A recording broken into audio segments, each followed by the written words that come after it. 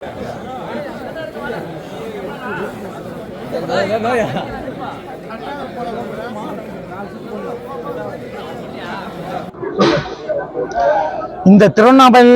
திருவண்ணாமலையில் மகாதீப கொப்பரையில் மகாதீபம் ஏற்றுவதின் சிறப்பு.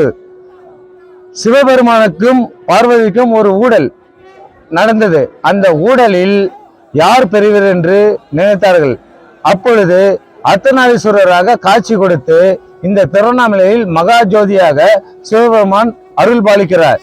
இந்த அருள்தான் கணவன் மனைவி என்ற கோட்பாட்டில் தான் என்ற ஆணவம் இல்லாமல் ஆணவத்தை அடக்குவதற்காக இந்த வரலாறு நமக்கு அண்ணாமலை கோயில் ஒரு சிறப்பாக அமைகிறது. இந்த கோட்பாட்டின்படி அர்த்தநாரீஸ்வரராக இந்த திருவண்ணாமலையில் அவதரித்து மகா சிவராத்திரி அன்று அதிகமாக பூஜைகள் செய்து இந்த அர்த்தநாரீஸ்வரரின் காட்சி நாம கிடைக்க பெறுகிறோம்.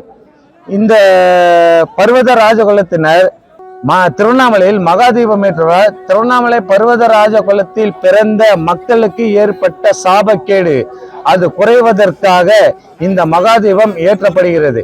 இந்த சாபக்கேடு எதனால் வந்தது என்று கேட்டால், ஒரு தேவலோகத்தில் அரக்கர்களை அழிப்பதற்காக கடல் உட்புறத்தில் மீன்களை பிடித்து அழிக்க சொல்லுமாறு ஈசன் அந்த பர்வதராஜன் கட்டளையிடுகிறார். அப்பொழுது பர்வதராஜன் மீன் வலையை வீசும்போது மீனவ மகரிஷி முகத்தில் விழுந்து மீனவ மகரிஷி சாப கேட்டால், நீங்கள் இந்த குளத்தில் மீன் விற்று பிழைக்க வேண்டும் என்ற சாபத்தை கொடுத்தார்கள். அந்த சாபத்தை விளக்குவதற்காக திருவண்ணாமலையில் தீபமேற்றி அந்த சாபக்கேடு குறையுமாறு விஷ்ணு பெருமான் கூறுகிறார். அதன் பொருட்டு இந்த திருவண்ணாமலையில் மகாதீபம் ஏற்றப்பட்டு அதன் மூலமாக எங்கள் பர்வத ராஜகுலத்தில் சாபக்கேடு குறைகிறது.